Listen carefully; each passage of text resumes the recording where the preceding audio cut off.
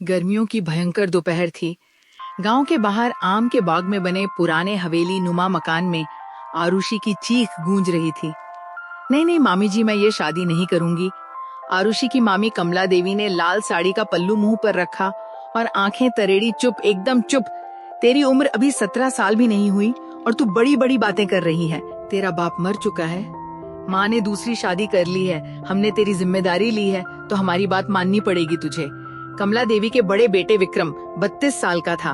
उसने दरवाजे पर खड़े होकर सिर्फ एक बार आरुषि की तरफ देखा। उसकी नजरें इतनी ठंडी थी कि आरुषि का बदन कांप गया, लेकिन विक्रम ने कुछ नहीं कहा, बस एक नजर देखकर चला गया। आरुषि अनाथ थी, उसके मामामी ने उसे पाला था, पर अब वे भी उसे बोझ समझने लगे थे। कमला देवी गांव की जमींदारिनी थी। उनके 2 बेटे थे, बड़ा विक्रम, छोटा विवान। विवान की शादी हो चुकी थी, पर विक्रम अभी तक कुंवारा था। लोग कहते थे कि विक्रम की पहली मंगनी टूट गई थी क्योंकि लड़की भाग गई थी। तब से वह पत्थर हो गया था। कमला देवी ने ठान लिया था कि इस बार वह खुद लड़की ढूंढेंगी, ऐसी जो पलटकर मुंह ना लगाए, घर की सेवा करें, बेटे को संभाले और कभी सवाल ना करें। ऐसी लड़की उन्हें आरुषि में दिखी। भोली, खूबसूरत, कमसिन और बिल्कुल बेबस। शादी की तारीख तय हो गई। आषाढ़ का महीना, देवशनी एकादशी के बाद आरुषि रोती रही, पर उसकी कोई सुनने वाला नहीं था। शादी वाले दिन लाल जोड़े में आरुषि को देखकर पूरा गांव लट्टू हो गया। उसकी बड़ी बड़ी आंखें, लंबे घने बाल, पतली कमर, मानो कोई अप्सरा उतर आई हो। विक्रम ने उसे एक बार भी ठीक से नहीं देखा। मंत्रों के बीज फेरे हुए सिंदूर डाला, मंगलसूत्र पहनाया, सब कुछ ऐसे जैसे कोई औपचारिक काम निपटा रहा हो। रात को सुहागरात का कमरा सजाया गया था। फूलों की माला, दूध का गिलास, घी की जलाई हुई बाती। आरुषि डर के मारे कांप रही थी। उसने कभी किसी लड़के का हाथ भी नहीं छुआ था। विक्रम कमरे में आया, कुर्ता पायजामा पहने, चेहरे पर कोई भाव नहीं। वो बिना कुछ बोले बिस्तर के किनारे बैठ गया। आरुषि ने हिम्मत करके दूध का गिलास बढ़ाया। विक्रम ने गिलास एक घूंट में खाली किया और खड़ा हो गया। सुनो, उसकी आवाज में बर्फ थी। मैंने यह शादी अपनी माँ के कहने पर की है। मुझे तुमसे कोई उम्मीद नहीं है, न तुम मुझसे कोई उम्मीद रखना। सो जाओ, कहकर वह बालकनी में चला गया और सिगरेट सुलगा ली। आरुषि दूध का गिलास हाथ में लिए पत्थर हो गई। उसकी आंखों से आंसू टपकने लगे। उसने सोचा था कि शायद उसका पति उसे प्यार करेगा, सहारा देगा, पर यहाँ तो पहले ही दिन सब खत्म हो गया। बाहर विक्रम धुआं उगलता रहा। उसका दिल कह रहा था, यह लड़की सिर्फ 17 साल की है, मैं उसका क्या करूँगा। पर उसका अहम कह रहा था, अब ये मेरी बीवी है, मेरी जिम्मेदारी है। दोनों की रात बिना नींद के गुजर गई। अगली सुबह कमला देवी ने जब पूछा, बेटा रात कैसी रही, तो आरुषि ने शर्मा कर सिर झुका लिया और कुछ नहीं बोली। कमला देवी समझ गई। उन्होंने मुस्कुरा कर कहा, कोई बात नहीं बेटी, धीरे धीरे सब ठीक हो जाएगा। पर आरुषि को पता था कुछ भी ठीक नहीं होने वाला। सुबह की पहली किरण हवेली के बड़े आंगन में पड़ी ही थी कि कमला देवी की तेज आवाज गूंजी, आरुषि उठी कि नहीं अभी तक? सूरज सिर पर चढ़ा आया और तू सोई है, चाय बना, नाश्ता तैयार कर, आज से घर की सारी जिम्मेदारी तेरी है। आरुषि रात भर रोती रही थी, आंखें सूजी हुई थी, पर उसने जल्दी से मुंह हाथ धोया, लाल साड़ी का पल्लू सिर पर लिया और रसोई में पहुंच गई। पहली बार इतने बड़े चूल्हे पर चाय चढ़ाई, पूरी सब्जी बनाई। हाथ कांप रहे थे, पर किसी ने देखा नहीं। जब सब डाइनिंग टेबल पर बैठे तो विक्रम ने एक बार भी उसकी तरफ नहीं देखा। कमला देवी ने पूरी तोड़ी और बोली, बेटी नमक थोड़ा कम है, कोई बात नहीं, कल से ध्यान रखना। आरुषि ने जी मम्मी जी कहा और सिर झुका लिया। उसके मन में बस एक ही सवाल था, मैंने क्या गुनाह किया जो मुझे ये सजा मिली। शाम को विक्रम की छोटी भाभी नेहा यानी विवान की पत्नी ने आरुषि को अपने कमरे में बुलाया। सुनो, छोटी मम्मी जी ने बोला है कि आज से तुम विक्रम भैया को रिंझाने की कोशिश करो। वो पत्थर हैं, पिघलेंगे नहीं आसानी से, पर तुम्हें मेहनत करनी पड़ेगी। आरुषि ने शर्मा कर कहा, भाभी मैं क्या करूं, वो तो मुझसे बात भी नहीं करते। नेहा हंसी, अरे पगली, ये तो औरत का काम है, मर्द को अपना गुलाम बनाना। आज रात तुम यह लाल रंग की नाइटी पहनना, मैं लाई हूँ शहर से, और ये परफ्यूम भी लगा लेना, फिर देखना विक्रम भैया खुद तुम्हारे पास आएंगे। आरुषि ने नाइटी देखी, इतनी पतली, इतनी छोटी कि उसका दिल धक से हो गया। नहीं भाभी, मैं ये नहीं पहन सकती, इतने छोटे कपड़े मैंने कभी नहीं पहने। नेहा ने आंखें तरेरी, अगर तुमने नहीं किया तो विक्रम भैया शहर की किसी मॉडर्न लड़की से अफेयर कर लेंगे, तब तुम रोती रह जाओगी, समझी। आरुषि डर गई, उसने हाँ कह दिया। रात को उसने वो नाइटी पहनी, घबराहट से उसका बदन कांप रहा था। दर्पण में खुद को देखा तो शर्म से मुंह लाल हो गया। विक्रम कमरे में आए, उन्हें देखते ही आरुषि ने चादर ओढ़ ली। विक्रम ने एक नजर उस पर डाली, फिर मुंह फेर लिया। यह क्या तमाशा है, यह कपड़े तुम पर शोभा नहीं देते, सो जाओ, कहकर वो फिर बालकनी में चले गए। आरुषि की आंखों से आंसू टपकने लगे। उसने नाइटी उतारी और पुरानी सलवार कमीज पहनकर लेट गई। 3-4 दिन ऐसे ही बीते। आरुषि दिन भर घर का सारा काम करती, झाड़ू पोछा, बर्तन, कपड़ा धोना, गाय भैंस को चारा डालना। विक्रम उससे 2 शब्द भी नहीं बोलते थे। एक दिन कमला देवी ने विक्रम को बुलाया और डांट लगाई, बेटा तू अपनी बीवी को ऐसे अकेला छोड़कर रखेगा तो वह भाग जाएगी, कम से कम बात तो कर उससे। विक्रम ने ठंडे लहजे में कहा, माँ मैंने ये शादी आपकी खुशी के लिए की थी, मेरी कोई इच्छा नहीं थी, वो बच्ची है अभी, मुझे उससे कोई मतलब नहीं। कमला देवी ने गुस्सा होकर कहा, बच्ची है तो बड़ी हो जाएगी, तू उसका ख्याल रख, नहीं तो मैं कुछ और इंतजाम कर दूंगी। उसी रात विक्रम ने पहली बार आरुषि से बात की। सुनो, माँ ने बोला है कि तुम्हें कॉलेज भेजूं। मैंने शहर के अच्छे कॉलेज में तुम्हारा एडमिशन करवा दिया है, कल से तुम कॉलेज जाया करो। आरुषि हैरान रह गई, पर मैं तो 10वीं के बाद पढ़ाई छोड़ चुकी हूँ, कोई बात नहीं, स्पेशल क्लास लगवाई है, तुम पार होगी और समझदार बनोगी। विक्रम ने इतना कहा और फिर चुप हो गए। अगले दिन से आरुषि कॉलेज जाने लगी। वहाँ उसे नई दुनिया दिखी, लड़कियाँ जीन्स टॉप में, लड़के उनके साथ हंसते बोलते। उसकी सहेली रिया ने पूछा, तेरी शादी हो गई है इतनी छोटी उम्र में? आरुषि ने शर्मा कर हाँ कहा। रिया हंसी, अरे वाह, सुहागरात कैसी रही? आरुषि का चेहरा लाल हो गया। उसने कुछ नहीं बताया। धीरे धीरे कॉलेज में उसे पता चला कि पति पत्नी के बीच क्या क्या होता है। लड़कियां खुलकर बातें करती, किसिंग, हगिंग और भी बहुत कुछ। आरुषि का दिल धड़कने लगता। वो सोचती, काश मुझसे भी विक्रम जी ऐसा प्यार करते। एक दिन रिया ने कहा, तेरे पति इतने हैंडसम है और तू कहती है वो तुझसे बात भी नहीं करते। चल मैं तुझे सिखाती हूँ कैसे मर्द को पागल किया जाता है। आरुषि ने मना किया, पर रिया ने जबरदस्ती उसे शहर के ब्यूटी पार्लर ले गई। वहाँ उसके बाल कटवाए, वैक्सिंग करवाई, नया मेकअप सिखाया, फिर एक शॉर्ट कुर्ती और लेगिंग दिलवाई। घर लौटी तो कमला देवी ने देखा और मुंह बनाया, या क्या पहना है, गांव में ऐसे कपड़े नहीं चलते। पर आरुषि ने पहली बार हिम्मत दिखाई। मम्मी जी मैं कॉलेज जाती हूँ, वहाँ सब ऐसे ही पहनते हैं। विक्रम ने उसे ऊपर से नीचे तक देखा। उसकी आंखों में पहली बार कुछ चमका, पर वो तुरंत मुंह फेर कर चले गए। रात को जब विक्रम कमरे में आए तो आरुषि ने हिम्मत करके कहा, विक्रम जी आप मुझसे नाराज क्यों रहते हैं? विक्रम रुक गए। मैं नाराज नहीं हूँ, बस तुम बहुत छोटी हो, मुझे लगता है मैं तुम्हारे साथ गलत कर रहा हूँ। आरुषि की आंखें भर आई। मैं छोटी हूँ पर आपकी बीवी हूँ, क्या आप मुझे कभी अपना नहीं मानेंगे? विक्रम चुप रहे, फिर बोले, सो जाओ आरुषि, अभी तुम इन बातों को नहीं समझोगी। उस रात भी दोनों अलग अलग सोए, पर आरुषि ने ठान लिया, मैं आपको अपना बना कर रहूंगी, चाहे कुछ भी हो जाए। शहर के कॉलेज में अब आरुषि की नई पहचान बन चुकी थी। गांव की भोली लड़की अब हर दिन थोड़ी और चमकदार होती जा रही थी। छोटे छोटे कुर्ते, पतली दुपट्टे, लिपस्टिक की हल्की लकीर, आंखों में काजल। लड़के पीछे पीछे घूमने लगे थे। रिया ने एक दिन कहा, चलना आज पार्टी में, हमारे सीनियर रोहन की बर्थडे पार्टी है, डांस भी होगा। आरुषि डर गई, नहीं रिया, अगर घर वालों को पता चला तो मार डालेंगे। अरे डर मत, बस रात 9 बजे तक आ जाएंगे, मैं तुझे ड्रॉप कर दूंगी। आरुषि ने पहली बार झूठ बोला।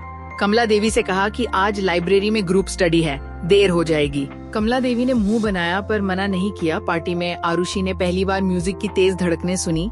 Lights, dance floor, cold drink में कुछ मिला हुआ सा। रोहन नाम का सीनियर उसके पास आया। हाय, तुम आरुषि हो ना? तुम्हारी आंखें तो कमाल की हैं, एक डांस करोगी? आरुषि ने मना किया, पर सबने तालियां बजाई तो वो डांस फ्लोर पर आ गई। पहली बार किसी गैर मर्द के इतने करीब उसका हाथ उसकी कमर पर। आरुषि को अजीब सा नशा सा चढ़ने लगा। घर लौटी तो रात के 11 बज चुके थे। विक्रम ड्राइंग रूम में अकेला बैठा था, उसकी आंखें लाल थी। कहाँ थी तुम? आरुषि डर गई। वो लाइब्रेरी में झूठ मत बोलो, ड्राइवर ने बताया कि तुम किसी होटल के बाहर उतरी थी। विक्रम ने उसकी कलाई पकड़ी और जोर से खींचा। किसके साथ थी तुम? आरुषि की आंखों में आंसू आ गए।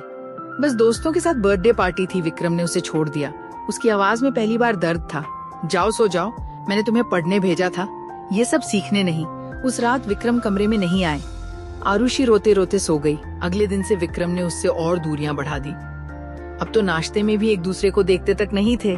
फिर एक दिन हवेली में मेहमान आई। प्रिया शर्मा, विक्रम की पुरानी बिजनेस पार्टनर, शहर की बड़ी अफसर, सिल्क की साड़ी, बड़े बड़े बाल, लाल लिपस्टिक।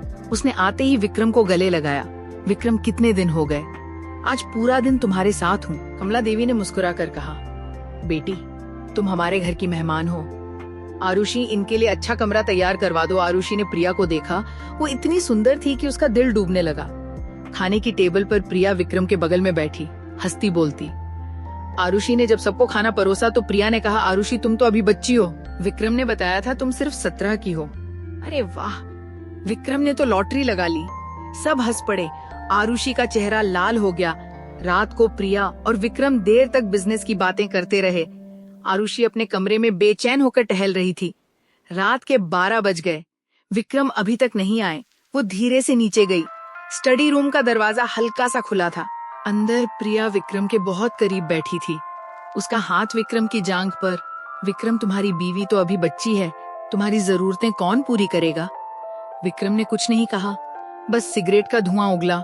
प्रिया और करीब सरकी, उसकी साड़ी का पल्लू सरक गया। आरुषि का दिल जोर से ढका। वो चुपके से वापस ऊपर आ गई और बिस्तर पर गिरकर रोने लगी। सुबह जब विक्रम कमरे में आए तो आरुषि ने पूछा, वो प्रिया दीदी रात को आपके कमरे में क्या कर रही थी?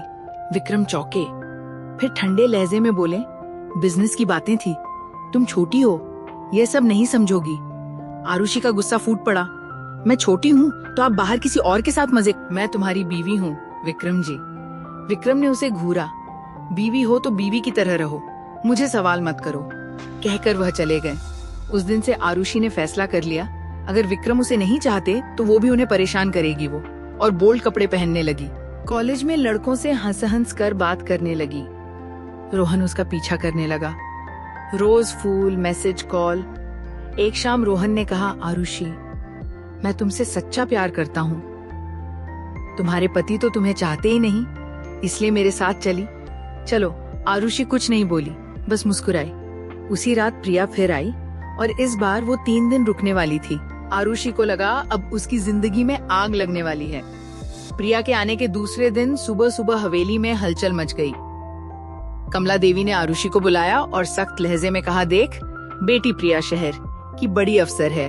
विक्रम का बहुत बड़ा प्रोजेक्ट इनके साथ है, तू इनका पूरा ख्याल रखना। इनके लिए अलग से नाश्ता, चाय, जो भी कहें फौरन करना, समझी? आरुषि ने सिर झुकाकर जी कहा, पर अंदर से आग भड़क रही थी। नाश्ते की टेबल पर प्रिया ने आरुषि को ऊपर से नीचे तक घूरा और मुस्कुराकर बोली, आरुषि तुम तो बिल्कुल गुड़िया लगती हो। विक्रम ने बताया था तुम गांव की हो, पर तुम्हारी स्किन तो मक्खन जैसी है, कोई खास नुस्खा? आरुषि ने जवाब दिया, जी बस दही हल्दी लगाती हूँ। प्रिया हंसी, अरे वाह विक्रम, तुम तो लकी हो यार, इतनी हॉट बीवी और तुम ऑफिस में घुसे रहते हो। विक्रम ने कुछ नहीं कहा, बस चाय का घूंट लिया और उठ गए। दोपहर को प्रिया ने विक्रम को कहा, चलो ना तुम्हारे खेत दिखाओ, बहुत दिन हो गए गांव की हवा खाई है। दोनों घोड़े पर सवार होकर खेत की ओर निकल गए।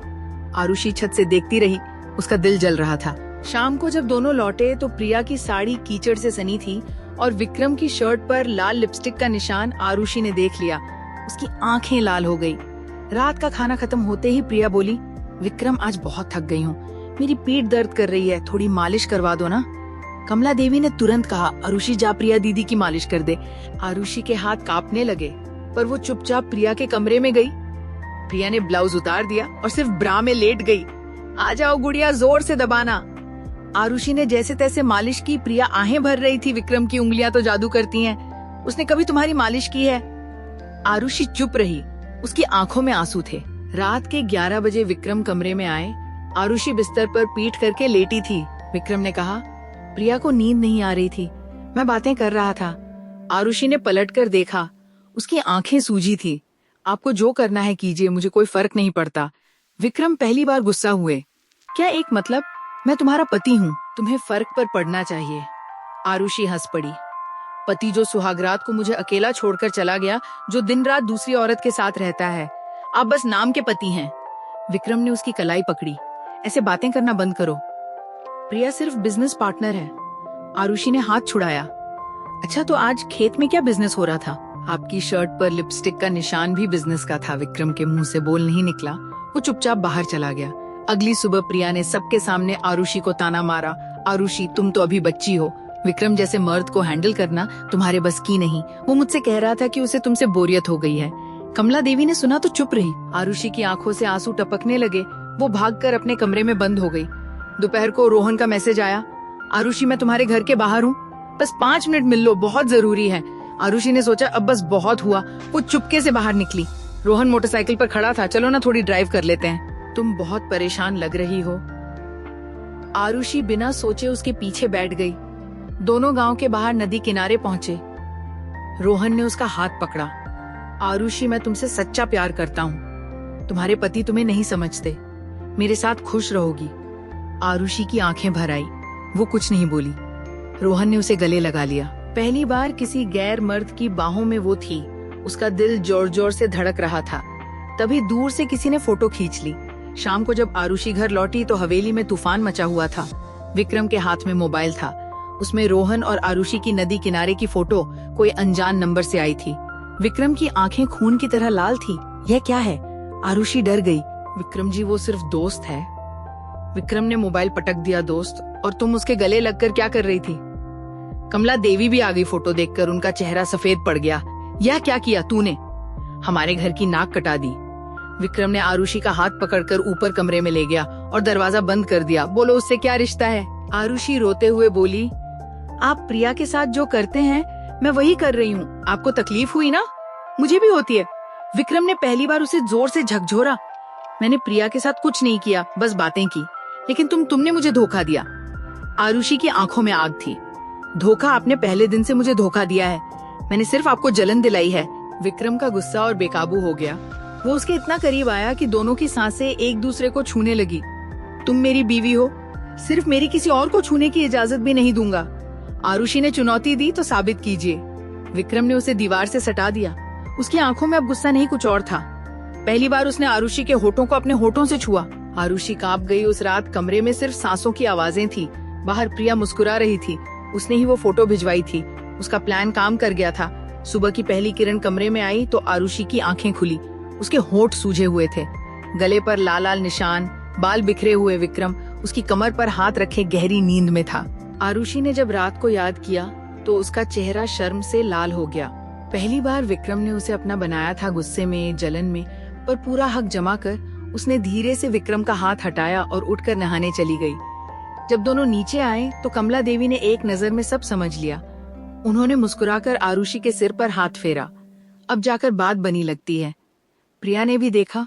उसकी मुस्कान कड़वी हो गई। उसने सोचा था कि फोटो से घर में झगड़ा होगा, आरुषि रोएगी, विक्रम उससे दूर हो जाएगा, पर उससे उल्टा हुआ। दोनों और करीब आ गए थे। नाश्ते के बाद विक्रम ऑफिस चले गए। प्रिया ने आरुषि को अपने कमरे में बुलाया। सुनो गुड़िया, रात को बहुत मजे लिए ना तुमने? आरुषि का चेहरा लाल हो गया। प्रिया हंसी। शर्माओ मत। विक्रम बहुत अच्छा है ना बिस्तर में? मैं भी कई बार ट्राई कर चुकी हूँ। आरुषि के कानों में जैसे बिजली कौंध गई। क्या मतलब? प्रिया ने अपना फोन निकाला और एक पुराना वीडियो दिखाया, 3 साल पुराना। विक्रम और प्रिया एक होटल के कमरे में। प्रिया विक्रम के गले में बाहें डाली थी। दोनों नशे में थे। ये देखो, तुम्हारे पति पहले से मेरे दीवाने हैं, बस तुम्हारे आने से रुक गए थे। अब मैं वापस आ गई हूँ। आरुषि के हाथ पांव ठंडे हो गए। ये झूठ है। प्रिया हंस पड़ी। झूठ? आज रात देख लेना।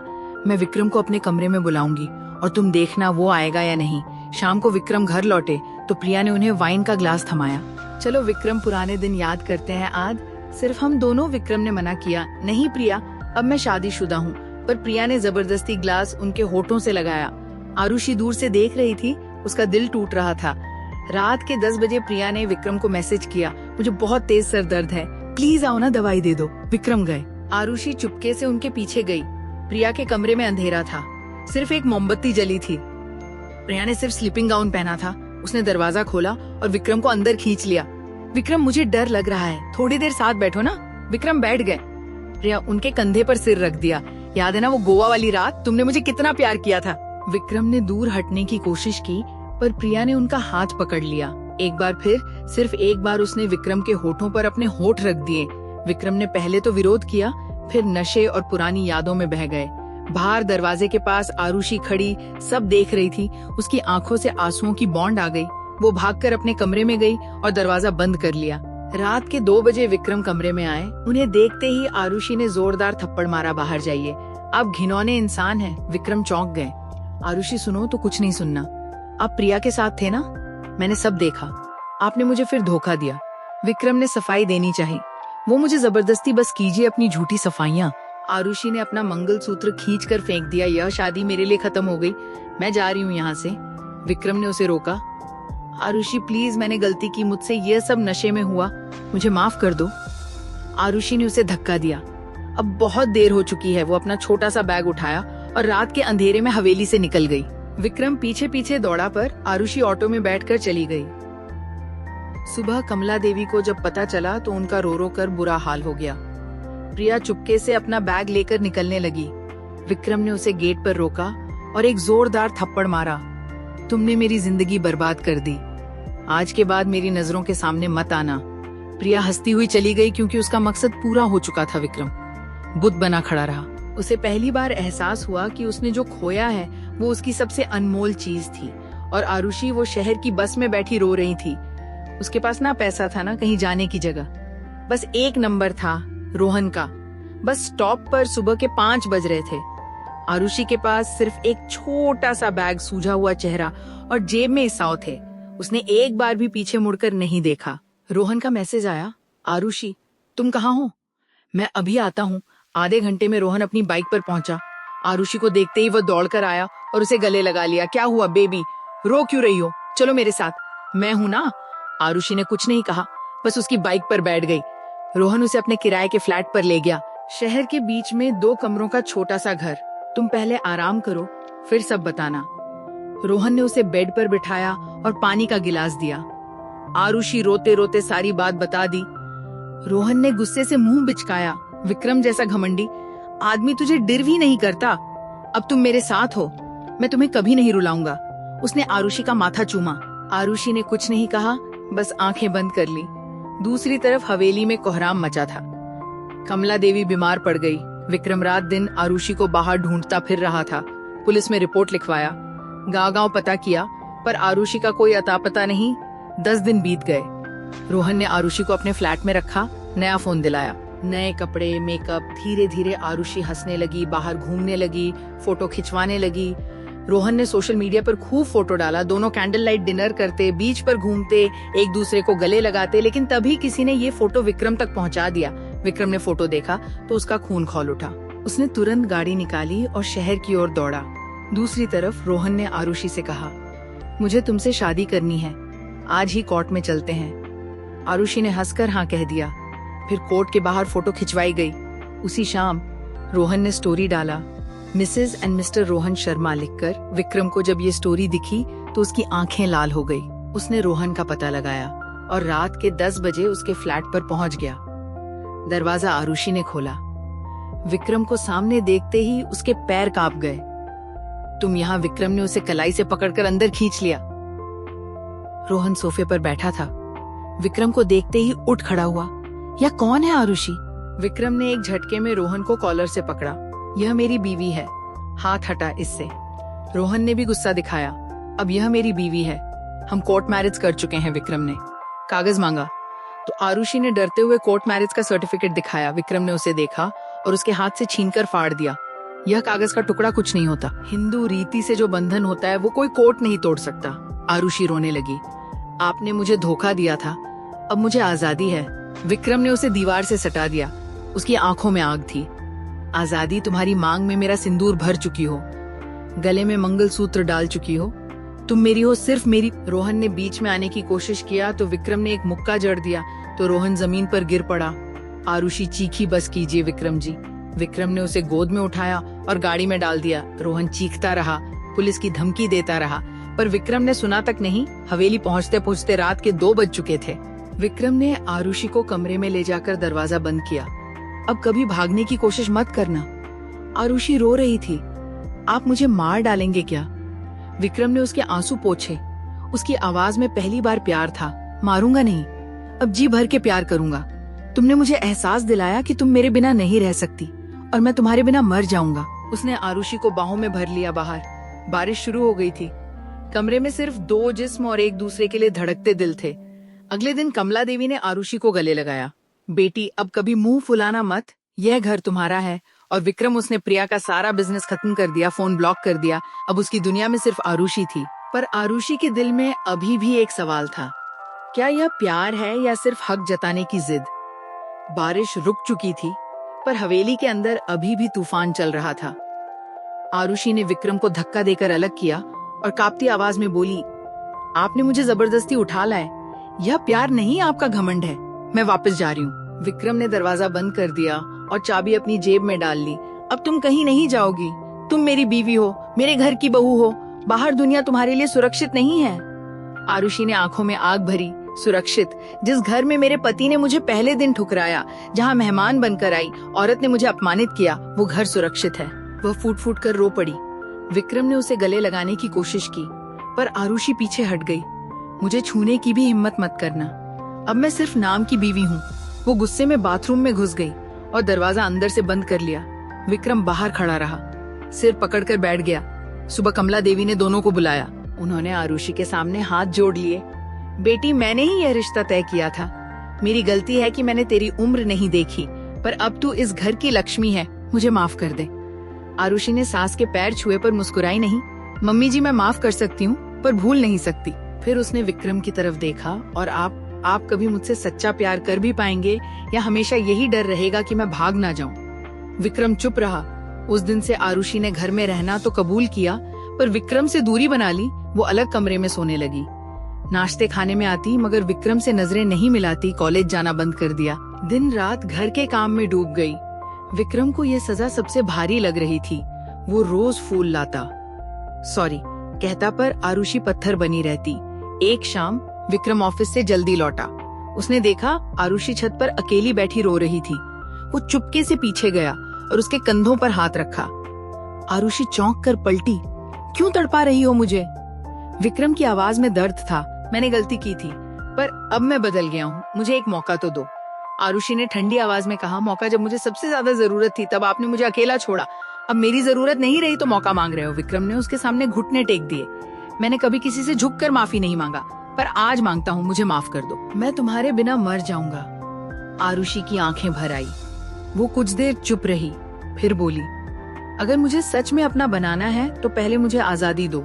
मुझे अपनी मर्जी से जीने दो, फिर देखूंगी कि आप मेरे लायक हैं या नहीं। विक्रम ने सिर झुका लिया। जैसी तुम्हारी मर्जी। अगले दिन से आरुषि फिर कॉलेज जाने लगी, पर अब वो पहले जैसी नहीं थी। वो और बोल्ड और आत्मविश्वासी हो गई थी। शॉर्ट ड्रेसेस, हाई हील्स, लाल लिपस्टिक। लड़के फिर मारने लगे थे। रोहन ने भी दोबारा मैसेज किया, पर आरुषि ने ब्लॉक कर दिया। अब विक्रम हर दिन उसे कॉलेज छोड़ता और लाता। गेट पर खड़ा उसकी एक झलक पाने को तरसता। शाम को घर लौटते ही आरुषि अलग कमरे में चली जाती। विक्रम दरवाजे पर खड़ा रहता, पर अंदर नहीं जाता। 1 महीना ऐसे ही बीता। विक्रम दिन ब दिन पिघलता गया। अब उसका घमंड टूट चुका था। अब वो आरुषि के बिना खाना नहीं खाता था, नींद नहीं आती थी। एक रात बारिश फिर शुरू हो गई। बिजली कड़की। आरुषि डर के मारे चीख पड़ी। वो दौड़कर विक्रम के कमरे में गई। तब विक्रम बिस्तर पर बैठा सिगरेट पी रहा था। आरुषि जाकर उसके सीने से लिपट गई। मुझे डर लग रहा है। विक्रम ने सिगरेट फेंकी और उसे कसकर बाहों में भर लिया। अब कभी अकेला नहीं छोड़ूंगा, वादा है। आरुषि ने उसकी आंखों में देखा। पहली बार उसने खुद विक्रम के होठों पर अपना होठ रख दिया। उस रात दोनों ने सारी दूरियां मिटा दी। बाहर बारिश बरसती रही और कमरे में 2 जिस्म एक हो गए। सुबह जब सूरज निकला तो आरुषि विक्रम की बाहों में थी। विक्रम ने उसके माथे पर किस किया। अब कभी शक मत करना, तुम मेरी जान हो। आरुषि ने मुस्कुराकर कहा, अब मैं भी आपको कभी नहीं छोड़ूंगी, पर याद रखना अगर फिर गलती की तो इस बार सच में चली जाऊंगी। विक्रम ने हंसते हुए उसे फिर बाहों में खींच लिया। अब तो मेरी सांसें भी तुम्हारे नाम है। बाहर कमला देवी ने दरवाजे पर कान लगाया और मुस्कुरा दी। उन्होंने मंदिर में घंटी बजाई और भगवान को धन्यवाद दिया, और हवेली में फिर से खुशियां लौट आई। इस बार सच्ची वाली कार्तिक मास की पूर्णिमा थी। हवेली को दियों से सजा दिया गया था। तुलसी विवाह का दिन कमला देवी ने सुबह सुबह आरुषि को बुलाया और लाल बनारसी साड़ी, सोने के गहने और एक नया मंगलसूत्र थमा दिया। आज तुम्हारा फिर से गौना है बेटी। इस बार दिल से आरुषि ने शर्माते हुए साड़ी पहनी। आज वह खुद को दुल्हन की तरह तैयार कर रही थी। कोई जबरदस्ती नहीं थी। काजल की लकीर, लाल बिंदी, सिंदूर की मोटी रेखा। जब वो सीढ़ियां उतरी तो विक्रम खड़ा था शेरवानी में। उसकी आंखें देखती ही रह गई। पंडित जी आए। छोटा सा हवन कुंड सजा। कमला देवी, विवान, नेहा भाभी, सारे घर वाले गवाह बने। विक्रम ने आरुषि का हाथ थामा और 7 फेरे लिए। हर फेरे में उसने धीरे से कान में कहा, पहला फेरा, अब कभी शक नहीं करूंगा। दूसरा फेरा, तेरी हर खुशी मेरी जिम्मेदारी। तीसरा फेरा, तेरे सपनों को उड़ान दूंगा। चौथा फेरा, तेरे साथ हर सुख दुख में रहूंगा। पांचवा फेरा, तेरी हंसी मेरी पूजा है। छठा फेरा, तेरे बिना एक पल भी नहीं जी सकता। सातवां फेरा, यह जीवन और 7 जन्म तुझे सौंपता हूँ। फेरे पूरे हुए तो विक्रम ने खुद अपने हाथों से आरुषि की मांग में नया मोटा सिंदूर भरा, फिर नया मंगलसूत्र पहनाया। आरुषि की आंखें भर आई। वो पहली बार शिद्दत से विक्रम के गले लगी, वो भी सबके सामने। रात को सुहागरात का कमरा फिर से सजा, पर इस बार फूलों की माला के साथ आरुषि की पसंद के गुलाब थे। दूध का गिलास नहीं, चॉकलेट मिल्क शेक था। विक्रम ने आरुषि को गोद में उठाया और बिस्तर पर बिठाया। डर लग रहा है? उसने मुस्कुराकर पूछा। आरुषि ने शर्माते हुए सिर हिलाया। अब नहीं। विक्रम ने धीरे से उसका घूंघट उठाया। तुमने मुझे इंसान बनाया आरुषि, पहले मैं सिर्फ जमींदार था, अब तुम्हारा दीवाना हूँ। उसने आरुषि के होठों पर अपना हंठ रखा। आरुषि ने भी पहली बार पूरी बाहें उसके गले में डाली। आज कोई जल्दबाजी नहीं थी, कोई गुस्सा नहीं था, बस 2 जिस्म, 2 आत्माएं एक दूसरे में पूरी तरह समाती हुई। विक्रम ने उसके कानों में फुसफुसाया, अब बच्ची नहीं, मेरी रानी हो तुम। आरुषि ने हंसते हुए कहा, और आप अब राजा नहीं, मेरे गुलाम हो। दोनों हंस रहे थे। फिर रात भर कमरे में सिर्फ सांसों की सरगम और प्यार की बारिश हुई। सुबह जब सूरज निकला तो कमला देवी ने दरवाजा खोला। आरुषि विक्रम की बाहों में सोई थी। मंगलसूत्र उसकी गर्दन पर चमक रहा था, सिंदूर उसकी मांग में लहरा रहा था। कमला देवी ने आशीर्वाद दिया और चुपके से दरवाजा बंद कर दिया। 9 महीने बाद हवेली में किलकारी गूंजी और एक नन्ही सी परी ने जन्म लिया।